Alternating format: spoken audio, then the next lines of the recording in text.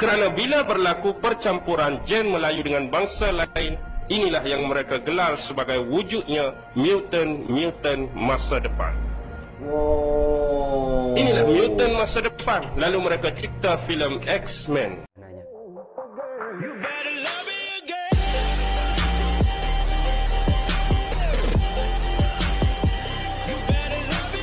Assalamualaikum warahmatullahi ta'ala wabarakatuh. Alhamdulillah, alhamdulillah, alhamdulillah. Allahumma sholli ala Muhammad, Allahumma sholli ala Muhammad, Allahumma sholli ala Muhammad. Kali ini kita akan mendengarkan ceramah penting dari Ustadz Auni Muhammad, yang mana tajuknya ini sudah menarik sekali untuk kita tonton ya teman-teman, dan insya Allah sangat bermanfaat khususnya bagi teman-teman yang ada di Malaysia. Di sini ada video dari Ustadz Auni Muhammad dengan tajuk "Mesti Tengok Ni Melayu". Ustadz Auni Muhammad seakan-akan menyimpan makna hal yang sangat penting untuk kita ketahui ya teman-teman. Maka dari itu mari kita persiapkan seperti apakah videonya, dan teman-teman bisa mendengarkan dan mengambil hikmah yang akan disampaikan oleh Ustadz Auni Muhammad ini. Maka dari itu, don't go anywhere, stay here and cekidot. Sekarang kalau lihat perkiraan ini, sekarang sebab itulah Amerika dan sekutu-sekutu Yahudi dan Dajjal menubuhkan The Genome Project. Mereka ada 5 projek besar: The Blue Beam Project, Genome Project, Star Wars Project, Pandora Project, Philadelphia Project. Di bawah Genome Project inilah mereka mencari salasilah dan keturunan satu-satu bangsa di seluruh dunia. Dan Genome Project milik Israel yang terlampau dekat dengan kita sekarang berada di bawah selatan Johor. Di Singapura ada Genome Project. Sebelum ini, varian DNA orang-orang Yahudi Israel bila ditemukan dengan bangsa Melayu di Nusantara, secara rawak mereka menemukan 29% gen bangsa Melayu sama dengan DNA varian Yahudi Israel. 29 secara rawak. Bila genom dibuat di Singapura, terbukti peratusan dia lebih tinggi. 69.7 gen Yahudi sama dengan gen bangsa Melayu. Banyak ya di Singapura ya. Dan Nabi Ibrahim pernah ke bumi ini untuk melihat apa? Melihat tanah jauh, sebagaimana dia pernah meninggalkan Siti Hajar dan Nabi Ismail di kota Mekah. Dan dia pernah berhijrah, menginjakkan kaki ke bumi ini untuk melihat tempat tinggal cucu cicit keturunan daripada isteri yang ketiga, dengan meninggalkan sebilah senjata yang sekarang kita namakan sebagai keris. Sebenarnya bukan keris, tapi dia ialah tanduk apa? Tanduk apa yang macam bentuk lok keris? Binatang apa? Rusa atau kijang? Kijang. Rusa atau kijang. Sebab itulah Cik Siti Wang Kembang tanda serendah sekebun bunga menjadikan binatang ini sebagai perlambangan negeri Kelantan. Kenapa dia membuat kota dia di Gua Musang bukan di Kota Baru? Gua Musang apa ada? Hutan dan gua. Apa yang dia nak? Sama dengan cucunda dia Rasulullah sallallahu alaihi wasallam. Dia ingin bertahanus di gua-gua tersebut. Dengan kijang adalah perlambangan sebagai binatang yang memiliki kantung kasturi. Lihat sejarah, pasti ada perkaitan antara satu dengan yang lain. Sekarang bila ini berlaku, projek ini dimulakan 10 tahun lepas oleh Rabbi Yahudi yang bernama Jacobowici untuk mengesahkan hipotesis Dr. Ralph Olson Oppenheimer bahawa sebenarnya Manasih keluarga lahir daripada Nabi Yusuf sedang bertapak secara meluas di Nusantara sekarang. Dan sebab itulah bangsa Melayu yang sebenar yang dijejak oleh Hitler dahulu melalui rangkaian Freemason dan Illuminati, mereka berakhir di Banjaran Himalaya. Kenapa Himalaya? Sebab di sinilah jejak terakhir yang mampu dicari oleh Hitler. Kerana selepas Himalaya mereka telah membuka satu demi satu sejarah dan negeri-negeri serta negara dan wilayah-wilayah yang lain. Sebab itulah bila disebut Melayu pernah sampai ke hujung Madagaskar dan paling jauh di Kepulauan Hawaii. Inilah yang ada di University of Tennessee, satu alat apungan milik Hulu Balang Melaka dahulu yang mereka temui di Kepulauan Hawaii. Sebab itu Hulu Balang Melaka menggunakan laluan Kepulauan Cebu. Mereka tak sesat bila tiba di Kepulauan Hawaii. Sekarang kita pun tak kenal alat. Hebat tak hebat? Memang hebat. Sebab itulah mereka membahagikan bangsa Malay ini kepada kerajaan utara, kerajaan tengah, selatan dan timur. Kerajaan utara ialah Kemboja, Cempaka, Melati, Patani, Langkasuka, Segenting Kera, Empayar, Cermin, Jeddah. Di tengah Kelantan, Pahang, Johor, Melaka, Kedah Tua dan Selangor. Di sebelah timur Funan, Okinawa dan Sulu adalah milik bangsa Melayu suatu ketika dahulu. Dan di sebelah barat Sumatera, Riau dan Jawa. Inilah Klosa. Akhirnya inilah yang dikembangkan oleh Maharaja Sriwijaya, Maharaja yang selepasnya Kesultanan Melaka dan seterusnya sampai ke hari ini. Dan di hall chamber itu adalah sebatang keris. Orang Jepun pakai apa? Orang Jepun pakai pedang samurai dan pedang bushido. Pedang samurai untuk lawan musuh. Kalau mereka bertempur, adat rasmi dan kebudayaan samurai, kalau mereka kalah dalam peperangan, mereka tak mati, mereka akan bunuh diri dengan pedang pendek satu lagi. Itulah amalan adat bushido yang dipanggil pedang kaizen bushido. Dia perang kalah, tapi hero tu tak bunuh dah dia. Kalah secara beradab, beremak. Dia balik, dia mesti bunuh diri. Sebab itu dah tradisi bushido dengan kaizen bushido. When the crew of a US destroyer attempts to rescue a crashed pilot, he pulls out a grenade.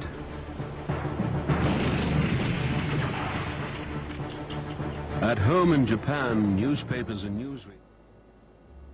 Sekarang di keris tersebut ada tulisan Rancho. Profesor Jim Moore dan Western University College of London, bila dia meneliti keris tersebut, rupa-rupanya ramuan untuk membuat keris tersebut ialah ramuan daripada besi 7 pa. 7 pa. Sudah besi 7 pa pula dah. Apa dia ramuan besi 7 pa? Biasanya pendekar dan hulu balang saja yang tahu. Apa dia rahsia besi 7 pa? Alif, ba, ta, sa, saja sampai huruf pa. Itulah ramuan besi 7 pa. Pa tersebut ialah parang, pasak, pahat, pahar, pagar, paku, palung. Ingat ke tak ni? Parang, pasak, pahar, paku. Saya pun lupa. Palung. Parang, pasak, pahar, pagar, paku, palung. Apa satu lagi? Pahat.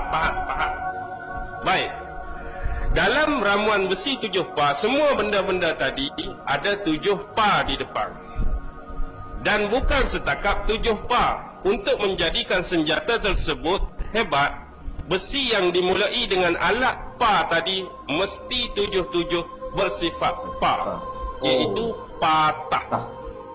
Mesti cari parang yang patah, pasak yang patah, pahar yang patah, pahat yang patah, pagar yang patah, paku yang patah, palung yang patah. Palung ni tahu tak? Kelantan dia panggil sadak. Orang sini panggil kerambit tu.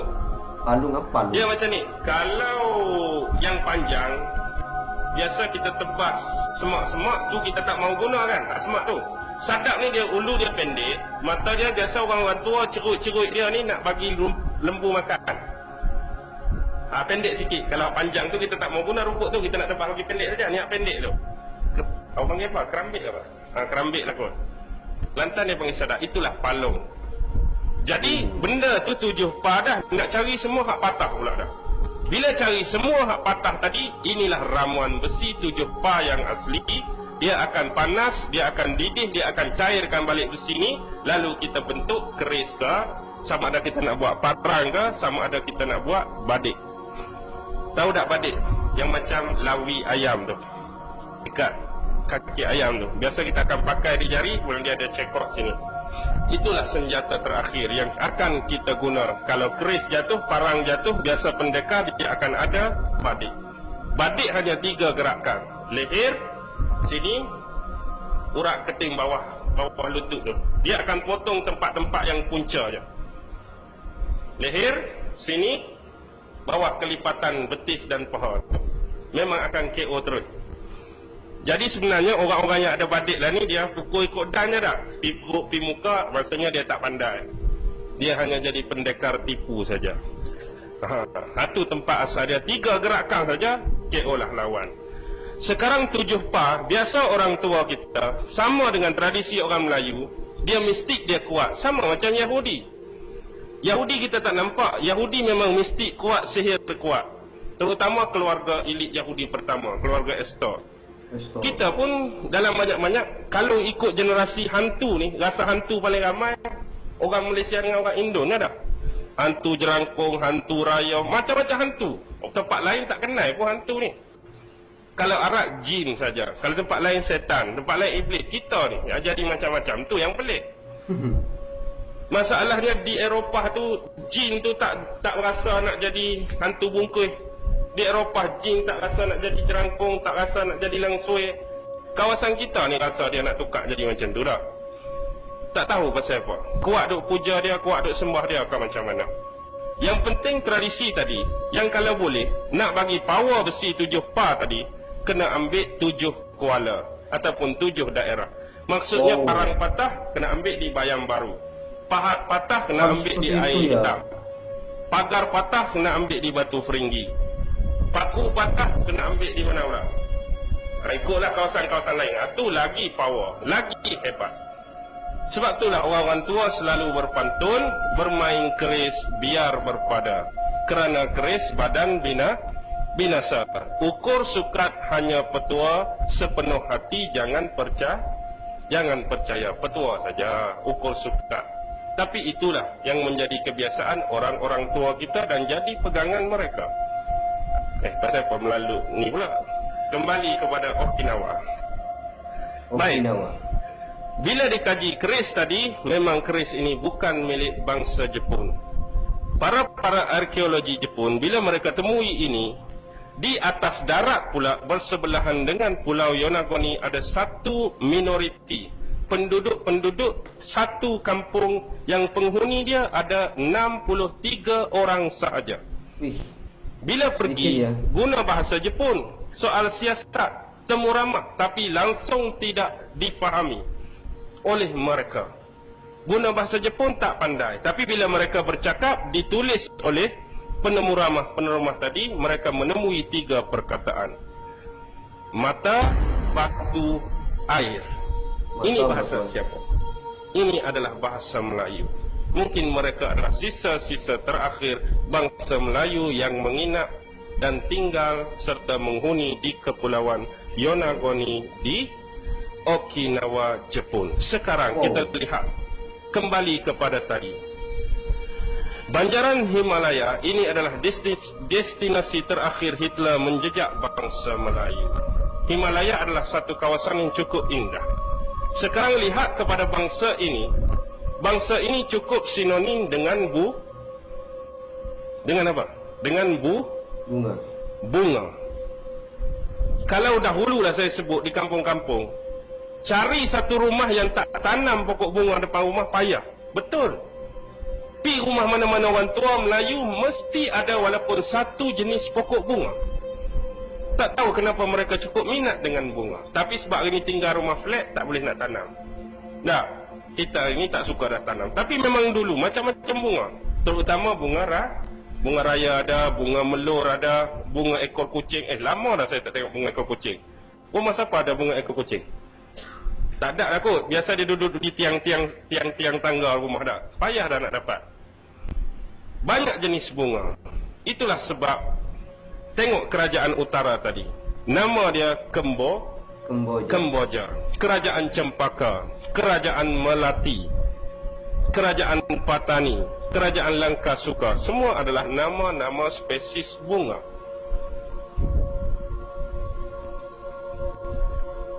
Inilah kekuatan bangsa Melayu. Baik, sekarang saya matikan di sini untuk tak mau jadi lebih. Sekarang saya nak bincang tentang prodigi. Tahu tak apa itu prodigi? Prodigi ialah bukan orang yang guna lain digi. Bukan dia tu prodigi. Prodigi bermaksudnya ialah manusia-manusia yang diberi keistimewaan daripada gen misteri bangsa Melayu.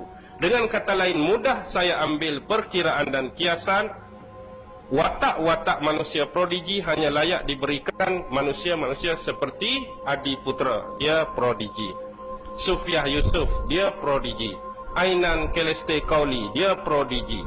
Dan seorang nama yang saya rahsiakan, prodigi sejarah. Kalau tengok Adi Putra, dia prodigi matematik. Sufiah Yusuf, dia prodigi matematik. Ainan Keleste Kauli, dia prodigi kimia. Tapi yang seorang ni adalah prodigi sejarah. Walaupun waktu saya kenal dia berumur 12 tahun. Bila saya hadapkan ketiga-tiga buku yang saya sebutkan tentang Horus tadi, The Egyptian Book of Death, The Black Book, The Golden Book of Erat Anuch, dia mampu baca, terjemah dan huraikan cerita di dalamnya. Saya bagi manuskrip 500 tahun zaman kerajaan Sriwijaya, dia mampu baca dan hurai kepada saya walaupun masa tu umur dia 12 tahun. Wow, hebat ya. Baik, sekarang prodigi-prodigi ini akhirnya setelah mereka meningkat dewasa, tolak sekarang Adi Putra, apa yang jadi kepada prodigi kita? Sufiah Yusuf di London, apa jadi dekat dia? Akhirnya menjadi seorang pelacur, mampu dilanggan oleh sesiapa. Ya, bagaimana pula dengan Ainan Keleste Kauli? Ya Allah, dia menjadi seorang penagih dada. Bagaimana dengan yang sebelum ini, Nur Amalina? Apa jadi dekat dia? Jadi seorang yang berkaki sosial. Syukri Hadafi, prodigi pertama kita. Waktu umur dia 3 tahun, dia sudah mampu baca majalah dan buku. Akhirnya dia diambil sebagai anak angkat oleh Profesor Ungku Aziz. Umur dia 7 tahun, dia berlakon 1977 di bawah arahan Datuk Jin Samsudin, Menanti Hari Esok. Akhir sekali dia juga jadi seorang penagih dadah. Itulah akhirnya berakhir dengan prodigi-prodigi kita. Hebat permulaan, akhirnya lingkup. Sebenarnya mereka lingkup atau mereka dilingkupkan? Cuba kita fikir. Yang tak terkesan lagi ialah Adi Putra. Kita tak tahu lagi masa depan dia masih panjang. Tetapi sebenarnya bila mereka buat projek genom ini, rupa-rupanya pada suatu ketika dahulu mereka menghantar utusan-utusan mereka dari sudut seorang perempuan yang seksi, yang jelita, yang kaya, yang gairah, yang menggoda, menggiurkan untuk goda lelaki-lelaki Melayu Islam. Dan akhirnya berkahwin, lalu dapat anak, akhirnya bercerai. Banyak kes-kes seperti ini. Terutama yang kecoh ialah anak Raja Bahrain, Syahirah dulu nak bawa lari ke Australia. Kita faham kasih sayang seorang ibu, tetapi sebenarnya apa yang dia nak? Gen bangsa Melayu. Dan sekarang bila ini tak berjaya, akhirnya yang perempuan mereka masuk Islam atau dipaksa, akhirnya mereka tukar rentak. Sekarang yang handsome lelaki mereka, yang kacak lelaki mereka goda perempuan Melayu. Lepas tu timbul pula kes Hatina, Kamarudin lah, siapa lagi berapa kes sebelum ini. Kenapa mereka nak sangat gen Melayu? Kerana bila berlaku percampuran gen Melayu dengan bangsa lain, inilah yang mereka gelar sebagai wujudnya mutant masa depan. Inilah mutant masa depan. Lalu mereka cipta filem X-Men. Tapi yang jadi ketua penjahatnya mesti kita, iaitu Magneto. Magneto tu yang besi yang boleh. Sebab apa yang dia gambarkan besi? Lihat kepada tadi, ramuan besi 7 pa. Memang bangsa Melayu bangsa yang paling mahir dan cekap dalam menggunakan besi. Akhirnya kita jadi Magneto, dia jadi Wolverine. Wolverine pun besi juga, tapi besi dalam kuku ajalah. Magneto dia kuasai sepenuhnya.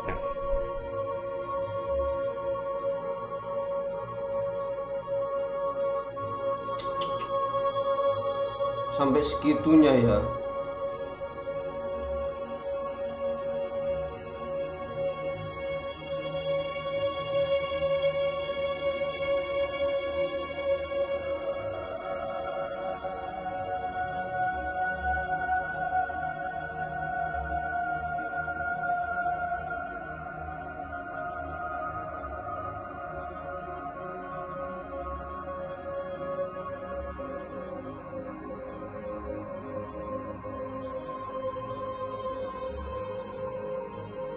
Everything is what Syed.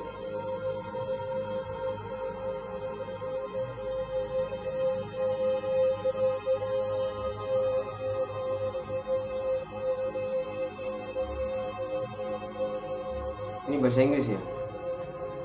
Bismillahirrahmanirrahim. Saya Dr. Rohaida bersama Prof. Hashim. Kami buat penyelidikan sebenarnya. Belum terfikir nak buat buku. Kami ingat nak buat dokumentari tentang Hang Tuah, tentang mendambrahi kapal dia. Kemudian bila nak buat sesuatu tu kita kena buat kajian kan. Jadi saya buat kajian dulu tentang penemuan keris di Jepun. Kami pun tak dapat pasti itu keris Melaka. Tapi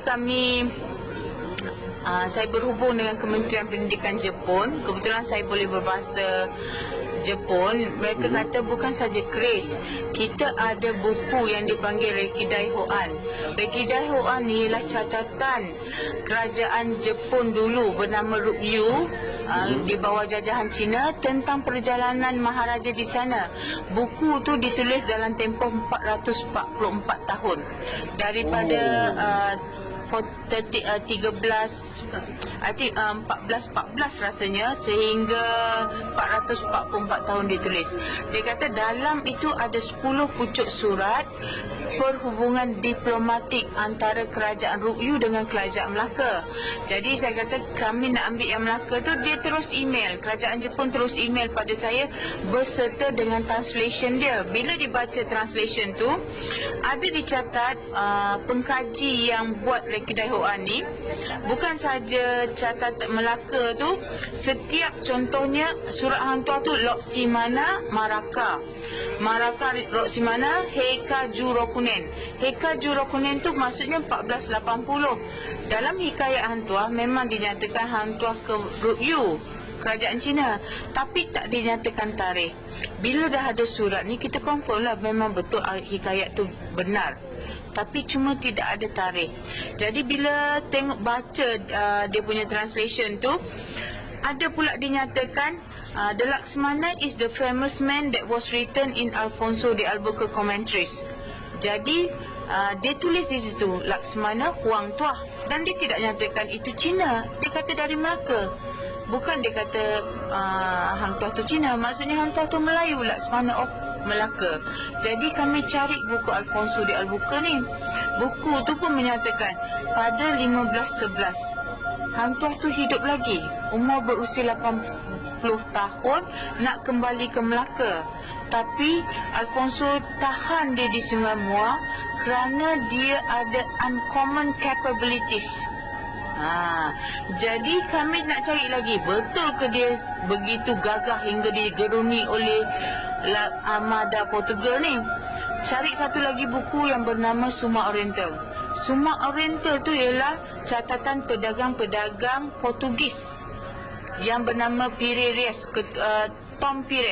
Tomé Pires yang menulis tentang kegagahan Laksmana Melaka ni.